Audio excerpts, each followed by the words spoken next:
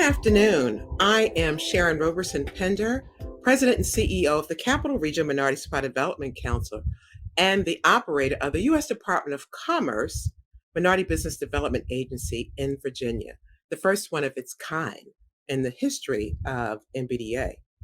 As an organization, the Capital Region Minority Supply Development Council is one of 23 affiliate councils of the National Minority Supply Development Council. And our mission, after 50 years, still remains and endures because we certify, connect, develop, and advocate for minority businesses. As we enter a new year, and Happy New Year if I haven't seen you or talked to you, we are incredibly excited to continue to bring you information and an informative podcast discussion with some of the most respected and well-known business leaders in this region and across the country. We ask that you visit our website at www.crmsdc.org or stay up to date with upcoming events. Today, in this episode, I have the distinct pleasure of speaking to my friend, Mr. David Gardner, co-founder and chief rule breaker, I've always loved that, of the Motley Fool. But before I get started with that great conversation we're going to have, I'd like to turn and recognize some of our sponsors.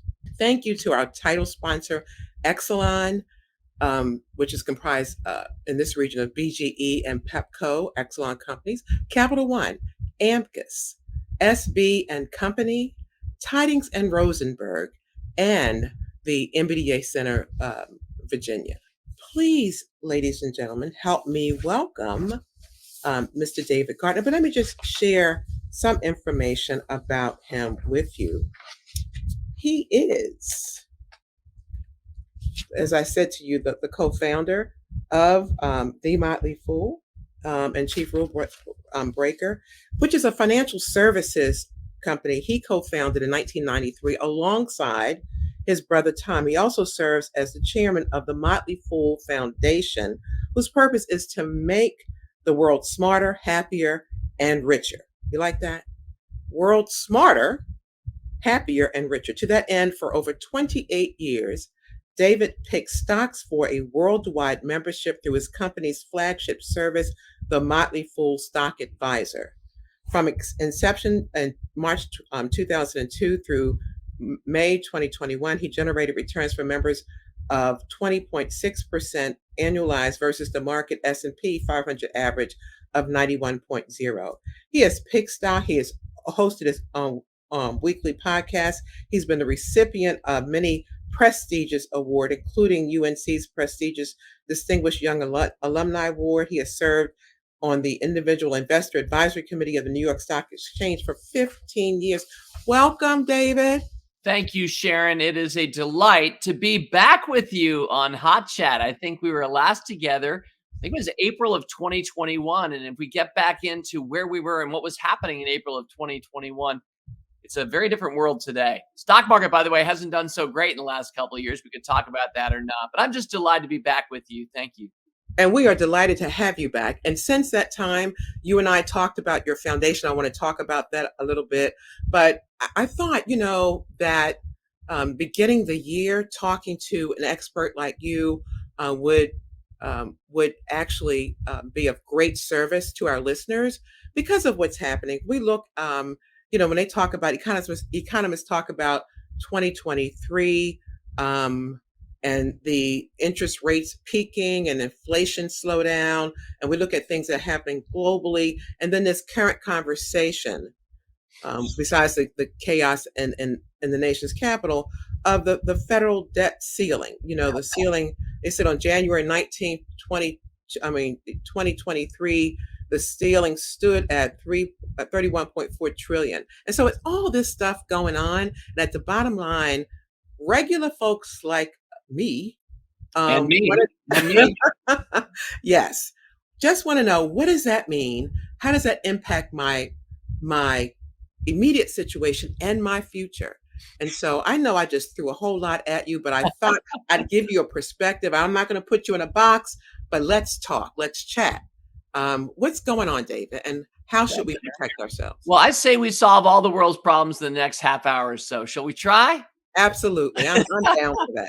Well, Absolutely. certainly one problem has been inflation, and inflation is a really big problem, and that's I think in a lot of ways why the stock market lost about a third of its value last year. And I'm very stock market focused as a person, but when you have money lose value, like the dollar that's sitting there in your hand or on your e-payment these days on your phone, that dollar was devalued by about 7% last year. Normally, that's closer to 1%. So that's a problem, right? Yeah. Suppliers feel like they have to raise prices to make up for that. And then at the retail level, business people have to jack us up, and understandably so. And we're all kind of hoping to get a raise so that we can afford to pay rent that's rising. So I think we can all appreciate that that is a serious problem. I do Mhm. think that we're going to lick the problem. I think that there are already factors in place. We are seeing inflation come down a little bit over the last few months. But I mean, I think that's square one. Warren Buffett, great investor, Berkshire Hathaway founder, basically said that's like the worst thing an economic system can have because it just undermines the value that's created. If you've been saving dollars, and I hope you have been, because that's Mhm. what we try to get the world to do at the Motley Fool is to be a net saver and a net investor. It doesn't feel that fair to think that you took the time to save a dollar and that dollar is just kind of losing value on its own. So that's the problem with inflation. I think that's explains a lot of where we are right now. Okay. And I didn't mean to gut punch you in the beginning. Well, myself It actually. didn't feel that way. We're having fun. But I want to get at the what I think people are what's keeping them up at night. But let's talk. I'm a backtrack. If this was a movie, it's like we're going to go back to the beginning because what I want to remind people, this is where we are right now. But let's go back to um, your interest in this area in terms of Sure. stocks and when you were growing up and what your father did for you and your brother that parlayed into your vision as an entrepreneur to do what you're doing. I want to give people kind of the backstory. Could you Sure. share that with us? Yeah, thank you, Sharon. So I'll give the quick version, and that is simply that I was raised in a family that was a business family. We were business minded. So I grew up thinking business is good. And I realize a lot of people, I think, hearing us right now, your audience, our audience here, I think agrees with that. And I Mhm. think that's a really important viewpoint because if you really think about why America is the greatest nation in the world today, despite all of our faults, a lot of it is explained by the private sector and business, the growth of businesses, the products and services that we purchase every day that enrich our lives. So I think I told this story last time 2 years ago, but since it's still true today, there we were going to the grocery store on Saturday mornings. My dad did the grocery shopping in our family. So, we're kids. I'm 8, my brother's 6. Dad's like, hey, kids, look, chocolate pudding over there. We own some of the shares of the company that makes that chocolate pudding. Let's go get more chocolate pudding. And so if you're an 8-year-old, you love hearing that from your dad because you love chocolate pudding. But Mhm. that's just in a way a symbol for what I think we're all doing in our society today. And again, we're all coming from different places with different backgrounds, but we're all trying to live a good life, to create something good and special for our kids. And in my opinion, and this was true of me at 8 and true of me at 56, I think the business is the greatest, most dependable way to get there. So entrepreneurs form enterprises and try to create a better product or service that's going to, be worth purchasing by you and me and improve the world. And I think we've continuously seen that, despite again lots of hiccups and Enrons out there. There are certainly problems. Cryptocurrency, there are problems out there. Really, take it all in all, you think about, the growth of Amazon.com and how it kind of saved a lot of us during the pandemic, having things delivered.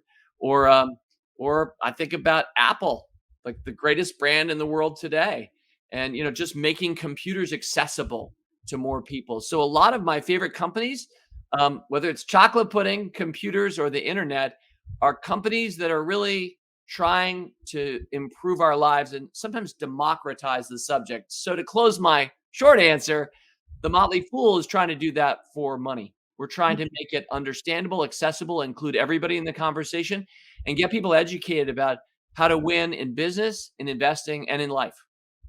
So your father set a very good example. How would you then advise our listeners to make those kinds of investments for their children? How do how do you be or grandchildren? Yeah. How do you begin that process at that early age? Yeah, and again, I'm glad you said that last phrase, Sharon, because at that early age, I mean, the earlier, if you're hearing us now, starting tomorrow or even today, is going to make a big difference. Because one of the reasons that when you look at the stock market, it goes from the lower left to the upper right. What all consultants always like to show graphs where things go lower left to upper right. Mhm. That has been true of the stock market because a lot of people are working hard to make better products and services we just talked about. So the earlier you and I can get on that train, the lower left we can get, the farther up we're going to go over the course of our lives, upper right. So I think it's really great to get kids started. To answer the question directly, I think you want to open up an account. This is not hard to do these days. You can either go to a local your bank, or I don't know, Schwab. You see Schwab out there, Fidelity, those kinds of firms. You can also just go online to their site, and just like you opened up maybe your first bank account, you and I, older hands, Sharon, our first checking account, learn how to Mhm. write a check. You remember that? That was skills we don't teach kids anymore so much. But Right. just like we opened that account, same thing for opening up a brokerage account today. And so, yeah, I think it's a great thing to do for a child. And then I would just say, the hardest thing is not opening up the account, it's saving the money and being disciplined, being regular. A lot of us, I think, try to pay ourselves first, as the phrase goes, when you every 2 weeks get a paycheck. We've always advised trying to save up to 10% of that if you can, and just have it disappear so you don't even think it's coming to you. Have it go Mhm. right into your retirement plan at your workplace. So Mhm. same thing for kids is if you could just allocate $5 a month or $1 a week or whatever it is, and a lot of us can do better than that.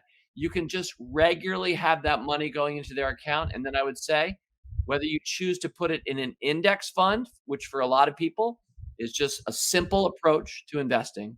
And that lower left to upper right, that works with index funds like the total market index fund offered by Vanguard, not an advertising partner for us. So I'm not plugging anything other than just a great answer for America. Mhm. Just buying a fund that just gets the return of all the stocks. That's what the total market fund does. It has all the companies on the stock market, and you own a tiny little bit of every single one of them, and that goes up over time. So now, on the other hand, and we could talk about this or not this time, but I favor investing directly into companies. I kind of find the total market fund boring. And I would much rather pick the best companies and not have all the companies because some of them aren't great. So a lot Okay. of people do at the Motley Fool is to think about what is excellence and how do we get to find Apple and Starbucks and Amazon and these kinds of companies and put our kids in those companies. So I think a big part of it is in the end opening up that account, step one, and funding it on a regular recurring basis, step two. Okay. I open it up, I fund it. How do I engage Motley Fool? Well, thank you. I mean, our website is fool.com. When we registered for that URL 30 years ago, nobody else wanted it. So yeah, Good for we are now you. we're celebrating our 30th year in business this year. So thank Congratulations. you. I'm really happy. I couldn't be happier about it. We've been a private company all the way through. Lots of ups, lots of downs. Probably more downs in the last 12 months given the stock market than ups, but nevertheless, it's a labor of love for all of us. We have 600 employees just across the river from Washington D.C., centered in Alexandria, Virginia, and it has been just a delight for me to be the co-founder and then the co-chairman today with my brother Tom, our CEO. And I would say go to fool.com, our website. We should have free services, free tools, and free answers for you to get started. Ultimately, we hope that you'll like what we're doing enough that you might want to pay us $100 a year for what stock we think you should buy next. That's a big part of our business. We're basically a subscription business. I like Mhm. to describe it this way. We're kind of like Netflix. They charge you 10 bucks or so a month as well. The difference is that you're just getting streaming entertainment from them. And I love that. I'm subscribed to Netflix and it's a great stock, by the way. But Okay. I like to think if you pay us $10 a month, you'll actually make well more than that over time, which you can't say most of the things that we consume via subscription does. So I think if we're doing our job right, we're helping you and we're co-creating prosperity together. And since we are in our 30th year of business, I'm happy to say that model works. It works for everybody involved. And win, win, win is one of my favorite phrases. Absolutely, because that's the overwhelming part. How do I make the decision on the right stock, and then not wring my hands in terms of watching it grow or fluctuate or whatever. Yeah, yeah. I completely agree, and, I mean, there's a lot more that we're not gonna do a stock market 101 this hot chat, I don't think. If Mhm. you wanna invite me back sometime, we can do that. We So, will. without Go- going too deep there, I'll just Yeah. say that, you have to be prepared for 2 things as an investor, whether it's for your kids or for yourself, I hope both. The first is that 1 year in 3 historically, the stock market declines. 1 year in 3, you're going to lose money. In our 30 years, we've had about 10 years of that at the Motley Fool where the advice we're giving doesn't feel like it's working because you might be paying us for a subscription and you're losing money on top of that, which doesn't feel good. But if you have the right mindset, then the other thing you need to know is that 2 years out of 3, the market goes up. And take 10 years together or 30 years together, or even better, our whole lifetime, because we're all about making a lifetime commitment to investing, not jumping in or jumping out or trying to guess if there's a recession or getting head faked out by near term considerations, but really just saving every 2 weeks for yourself and your family and finding good things, whether it's that index fund, if you want to keep it simple, most people do. But if you want to go with stocks, which I do, then, finding excellence. And also, Sharon, what are the companies that you admire and that I admire, and making sure that your money is aligned directly with that. So I will never pick a stock or put my money into something I don't believe in. That just doesn't feel, that feels hypocritical to me. And by the way, I don't think it's going to work too well for investing either. So I never invest cynically thinking, oh, I'll just buy shares of this tobacco company because that's going to make a lot of money. My mother died of lung cancer. I don't take that too personally. That was her choice and she loved smoking and I'm fine with that. But I'm not going to actually put my money in a company like that. We all have different values. Sure. I just think our money should be invested directly in our own values. And for me, it isn't just satisfying, it actually works. It's very rewarding. So I think that's a secret. Hmm. How do you suggest that people make determinations of that? Do you advise them to do some, find what you're passionate about and do some research on it? Or do you look at, you know, if you want to be conservative and you look at the existing Fortune 500 or something, so what Yeah. advice do you give folks in terms of making a determination as to what they want to invest in? Or do when they come to Motley Fool, can they see Well, information? I think that they can, but really we're all about teaching you how to fish.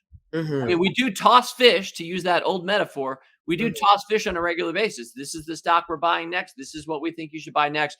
But our best members and our longest term subscribers who've done best with us over the long period of time, these are people who basically understand kind of how to think about things and then use our advice or not. Sometimes I'm wrong and they might say, David, I don't think that's a good investment. I'm not going to buy that one. And I'd be the first to say, good on you. I'm glad you're thinking for yourself. But Sharon, I think for a lot of us, I think you can start with a fund, especially if you're toe dipping and this subject's new for you and you're hearing us challenge you for the first time to think about being a net saver. I think it's just fine to buy shares every single 2-week period of the same index fund. I already mentioned it, the Vanguard Total Sure. Market Index Fund is a great answer. There are other ones out there too. But, Hmm. just doing that for your first several months or years or even lifetime, if you like, is enough for most of us. With that said, um, I'm the first to say, hey, why not buy one stock at least two? Like if you just want to toe dip here, why not buy a stock that you think is going to do better than average, and then score yourself with your own money? You against you with your fund. How's that doing? Okay, how did your selection of what's a good recent company that I can think of? I think of Etsy. Okay, so Etsy. A lot of us may know that. Not everybody may, but it's an online e-commerce company, kind of like Amazon. But the big difference between Amazon and Etsy is that the stuff you buy on Amazon, everybody else can buy on Amazon too. And so it's not particularly unique and it's massive. Etsy, the stuff you buy on Etsy is made by a handcraftsman, usually somewhere around the world, and Hmm. it can only be found on Etsy. And so I think Etsy's Amazon proof. I don't think Amazon's going to put Etsy out of business. And I love them both, by the way. So I would just say, hey, there you go. Now, for some of us, You might be have bought more stuff in the last year than I did on Etsy. I didn't actually buy much on Etsy. Maybe you did. Therefore, that would be a great stock for you to consider. On the other hand, if you don't have any interest in online e-commerce, you're much more interested in automobiles. I think Tesla has been a great stock and a fascinating company. So I think a lot of it is simply looking in your own heart and at your own interests. Look on your bookshelf, look at what you're spending your money on, your credit card statements. Who are you? And just make sure that you think consciously about that. And I would just say have your investing dollars follow your best spent dollars in the world at large if you want to buy individual companies. Hmm. Um, you've given a lot of great advice here. And Thanks. so over the last, and congratulations again, 30 years. Thanks. That's incredible. Really, really congratulations. Over the last 30 years, is there something that, tell me, what are you most proud of? And then I want to talk about, is there something that you wish you could go back and redo or undo? Yeah, well, I mean, given that I have made so many bad stock picks, and when I think back, and this is actually a really important lesson. I mean, I wish I could take back any number of recommend. Like, probably my worst financial mistake, if you're just doing the numbers, is in the early days of the Motley Fool, back when America Online was a huge brand Yes. and merged with Time Warner. These were early heady Yeah. days for the internet. You and I remember that. Um, I was a big backer of AOL stock, and we had just kind of bought and held it, which is what we do, by the way. If you take our advice from the Motley Fool, you're usually buying, buying, and buying. You are rarely selling. We try to just hold stocks through thick and thin. Not everybody has the stomach for that or wants to do that, but that's exactly what we do, and we think it works. But that also means sometimes you hold things when they go down and you're like, you know what? I probably held AOL too long because, Gotcha. of course, AOL is not really even a brand that we think about or talk about anymore. I'm happy to say eventually I sold my AOL holding and moved it over to some better, newer companies. But just the math of that, stock had gone up 150 times in value on our watch with our Wow. dollars on it as our advice. And so it was a spectacular winner. I mean, Mhm. you get back in those days, year 1999, 2000, it was just a monster. But I kept holding for about 5 more years. And so that 150 times probably ended up being about 25 times by the Okay. time I decided that I'm going to sell and transition that into something else. I did buy Netflix with it, so I'm really glad that I did that. But I can look back. I mean, that's just one silly stock market personal example, but I think we can all look back and should be able to look back on Mhm. failed investments or bad decisions that we made because I think if you're not risking, you're not winning. Mm. I really one of my big themes in life, and it's true of business as it is of investing, is I think you have to lose to win in this world. I really Yeah. believe that. And, if you're an NBA player, you're going to keep missing free throws your whole life long. It's not like you all of a sudden perfectly can hit every free throw of your next 100 because you've now gotten to the point where you're that great. It's not really how it is in investing either. I'm going to be wrong still at the age of 56 or 66, probably one time in three. So I think you have to have that mentality and be ready to bounce back. It's not whether you got knocked down, the old line goes. I think it's Vince Lombardi. It's whether you got back up. So I think that's really important for Absolutely. entrepreneurs. I know we're speaking to a lot of them today, business owners. I mean, I can look back on business mistakes we've made as well. So I'm happy to talk about mistakes because I view them as opportunities, Mhm. gifts. I view them as inevitable, and I don't fear them. And by the way, more than once, including the last 2 years, I've watched my own portfolio get cut in half, or the value of my business get cut in half, which feels really bad when it Mhm. happens over an 18-month period. And yet that's all part of going up the mountain. Sometimes when you're climbing Mount Everest, which I don't think I'll ever do, you're actually going downhill some of that time. Mm. But at the end of it, and this is definitely true of that lower left to upper right, that mountain of the stock market, you'll look back over years, you'll realize, wow, look how high I've gotten, even though I suffered many hard times. So anyway, I think I just ranted a little bit, but thanks for asking. No, this is beautiful, and those lessons learned, particularly in terms of, it's high risk, high reward. And then I love what you're saying. When you're climbing up the mountain, there are valleys, right? In terms of trying to when you're trying to reach the peak. And so Absolutely. I think that's just absolutely awesome. As you kind of along the way, also, you have done a magnificent. I just love your spirit. And when you and I talked a couple of years ago about your direction with your foundation, and your worldview around inclusion and diversity and that kind of thing. Share with our audience about the foundation. I would love to. Thank you, Sharon, for asking. And thank you for checking back a couple years later. We Mhm. formally launched our foundation on April Fool's Day of last year. So when you and I talked 2 years ago, we'd already hired our executive director. We'd helped Mhm. start to fund it, but we hadn't launched. So we did launch, but less than a year ago. So we're a scrappy startup, just like the Motley Fool was 30 years ago. The way I describe our foundation to make it as accessible and understandable as possible is that I think the Motley Fool today reaches the 1/3 of America that is financially healthy. That is you, Sharon. That is me. That is a lot of people hearing us right now. Not everybody, and I wish everybody was financially healthy, but the Mhm. Motley Fool, for the most part, has built a business giving advice to people who do have money. That's why they're paying us on an annual basis for stock recommendations because they're trying to decide what to do with their own money. There are two other thirds of America that we should talk about briefly.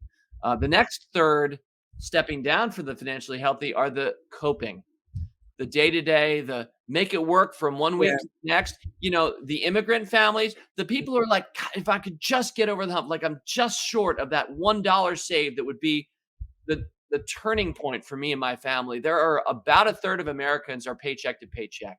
And the way that we like to talk about them is they're strivers. Our favorite in that segment of America are strivers, and we want to turn strivers to thrivers. So that is where the Motley Fool Foundation, at an early, scrappy startup stage, is aiming its focus. We can't be all things to all people. You know that, Sharon. None of us can be as entrepreneurs. Not everybody's your customer. So we decided to make that decision to focus. The last third that obviously we should speak to and we hear about all the time are the financially vulnerable. And those are people who often are in, they don't have education, they don't have a lot of background, they may have addictions. There are all kinds of reasons that people are financially vulnerable. And the good news is there are a lot of elements of our society, from churches to NGOs, that are focused on those that third of America. For me, I have a heart for it. I certainly, give checks here and there to different organizations. But for us at the foundation level, we think we can help the strivers become thrivers. So that's where we're focused. And it's early days to talk about what we're doing. I'll mention a DC connection, since Sharon, you and I are good friends from Leadership Greater Washington, and I know you're reaching out nationally all the time, as am I. But we're also DC people, so I'd want to mention that one of the things we do at the foundation is just the same way I pick stocks for 28 years. We also kind of make portfolio allocation decisions around different charities or social entrepreneurs that we want to support. I think of that as a portfolio as well. And I hope we'll have a good eye for identifying the winners and maybe avoiding some of the losers, because there are probably some losers out there, even though everybody's trying hard. Some people are just good and flat out better than others or have the best solutions. So we want to fund those. So Kimberly Driggins at the Washington Housing Conservancy is an example of that for the foundation. We have named Kim Driggins and her conservancy as a rule breaker, which for us is a good phrase. That means you are not just content with how Goliath has set up the world, you are breaking the rules, as David did with his slingshot. So Mhm. and the name of my podcast, of course, is Rule Breaker Investing. And I love to talk about the rule breakers. So that's Right. what we're identifying through the foundation, is we're finding models.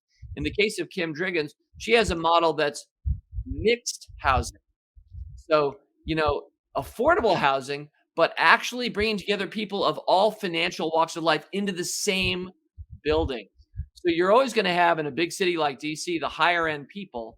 And Sure. if you think about it and you attract the right ones there, you can give them a high end experience, but give them a more rich experience, because in the same building with them might be their babysitter, or might be the server at the restaurant they'll go to this coming weekend. And also, with those younger, hardworking people, you'll find other people who really needed that housing, all in the same mixed use developments in a sustainable way. So without pounding it too hard, that's for us kind of what we're trying to do with the foundation, is find the rule breakers That one happens to be in Washington, D.C. We also have the Mississippi Delta so far, and we have Hispanic immigrants, especially covered in the southwest and west of our country. So those are areas we're looking at of who's doing something really innovative and interesting that we think can scale.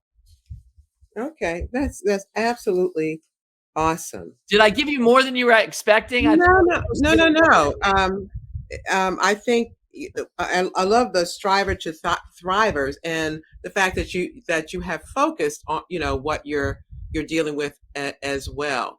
Because getting back to what we talked about initially in terms of the education, I think that um, there is this financial literacy piece that we can do in order to create a mindset of kind of saving or create this mindset of investing. And I think that there's the opportunity to kind of do that as well. I would love to talk to you in terms of, our minority businesses are always looking at community service kinds of things. And this whole topic of investing in the future, even looking at people's kids or grandkids. And it seems like it might be something that we can do in terms of how do we get to for folks to begin to think of or building Multi-generational wealth. that's what what I'm getting to. And That's what so I was thinking because a lot of your listeners in your audience recognize the importance of that, may not have had that themselves, but these are the entrepreneurs. These are the thrivers now. And mhm. knowing how to do it for your kids. And I try to do, by the way, for my kids, the same thing, chocolate pudding that my dad did for me. And I hope it's working. I'm sure I'm probably screwing it up somehow. But, these are all things that are really aspirational for every human being, not just some of us. And so I think that's a big part of the Motley Fool Foundation is welcoming everybody to the campfire. So we have amazing stories from everybody, not just from people who've done really well in the stock market. You still have chocolate pudding in your portfolio? The company that made that, Norton Simon, this is back in the 1970s, got bought out. So no, it's long gone. But as a story, it's true and it stands the test of time. But it's more a symbol for any of us for what are the things that give you joy.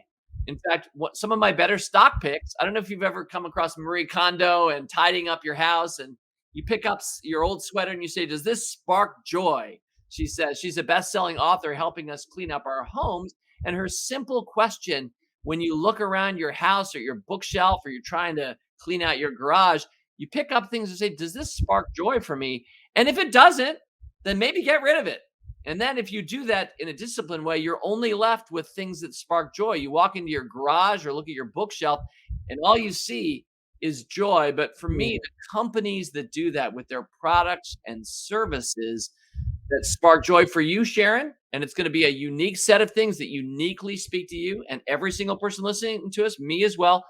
I think it's really helpful to be looking for those things and realize the value of them in the world. And I want to be a part owner of those businesses as a stock market and avid, trying to beat the market, trying to succeed in this life kind of a guy and share it out to people. I want to find the best stuff. We mentioned Tesla earlier. I think Tesla is a great example that a lot of people would know. Not everybody owns a Tesla yet. Tesla's trying to get cheaper so everyone can own a Tesla. But I mean, think about how aspirational that product is, that brand, and the entire world industry is now trying to go electric and copy them. So I'm always trying to find the ones out front of the rest.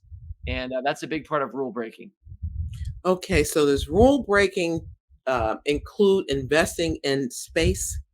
Yeah, sure. Now it's still early days. Sure. So we don't want to get too excited. For example, another mistake I made is I think I got too excited about 3D printing about 10 years ago. I remember 3D printing. Yeah. Okay. Now the thing is, it's still happening today, and it will be, I think, a big thing in our world. I just saw the news this week that in the city of Houston, a collaboration between a Houston-based construction company and a German technology company is 3D printing a two-story house. Check Wow. it. By the way, that doesn't happen overnight. It takes a while to lay that cement being automated, driven by computers. But think about the possibility. Now, we saw that possibly 10 years ago, and it's still not really come to fruition yet. So I think sometimes we can be early.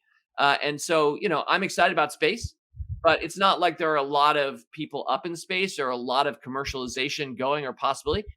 There's a lot of discovery happening right now, of course, because of the James Webb Telescope and the beautiful images and a lot of what we're learning. So I think scientists are learning a lot.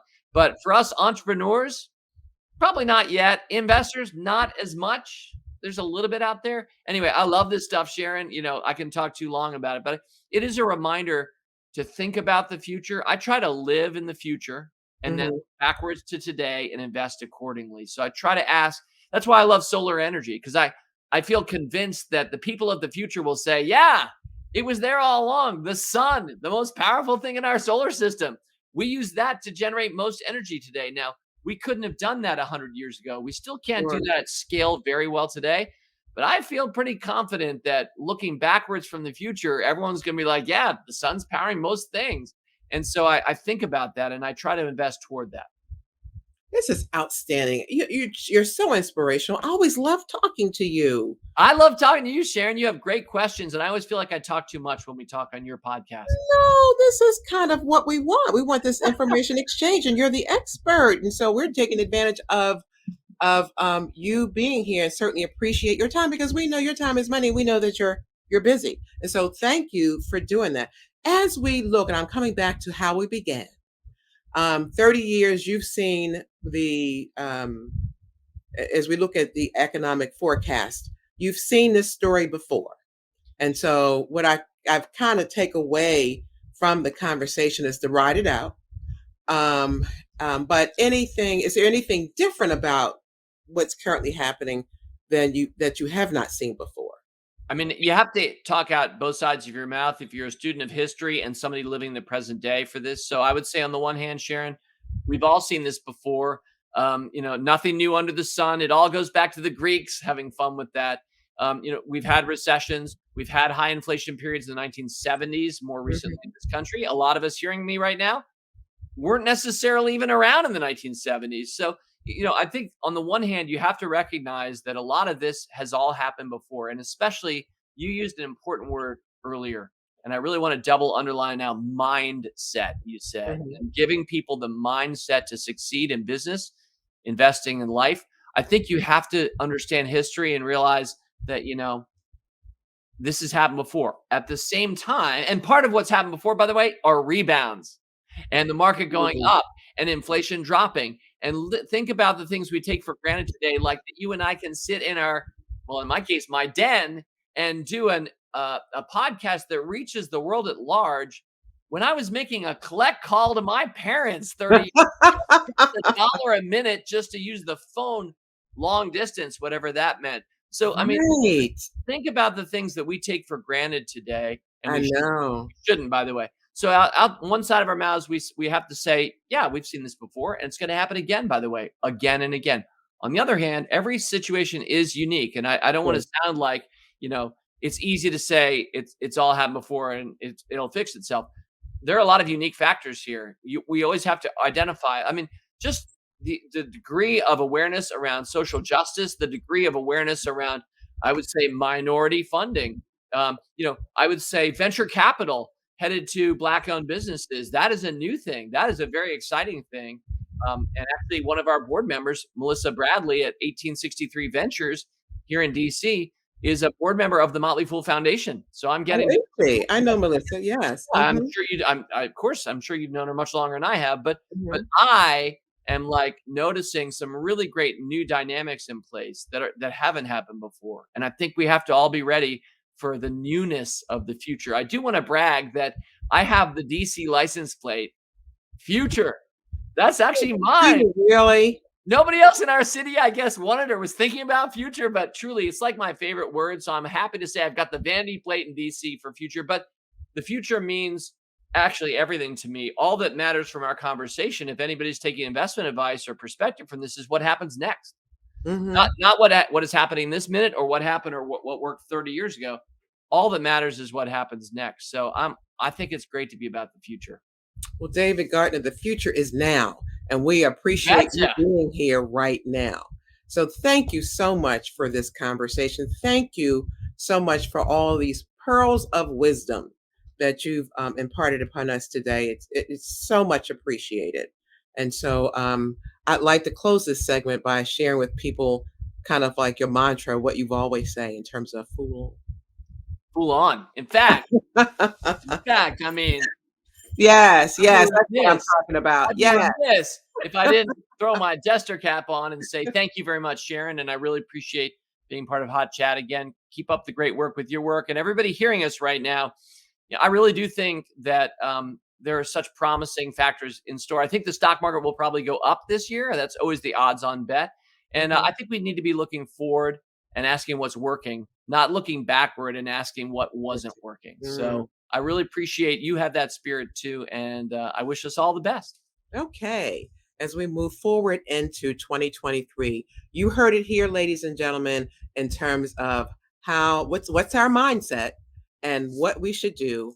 How do we try to close the wealth gap, particularly for minorities in the future, by investing now and setting up that for our kids, our grandkids, for ourselves. It's a way of life that we need to make sure that we're a part of. Thank you, David Gardner. Just love you to death. I am, and look forward to hopefully bringing you back again because these nuggets are much needed. Thank you, Sharon. What a delight. All right. All right, ladies and gentlemen, I'm just super excited. As we close out this segment, I just want to again thank David for what he has brought to the table for us. But and in doing that, hope you found the advice as amazing as I have. But before we go, I'd like to recognize our corporate sponsors who continue to support our mission. And if you're listening, I'll share with you who they are. If you're looking at us, you can see some of our sponsors on the screen itself.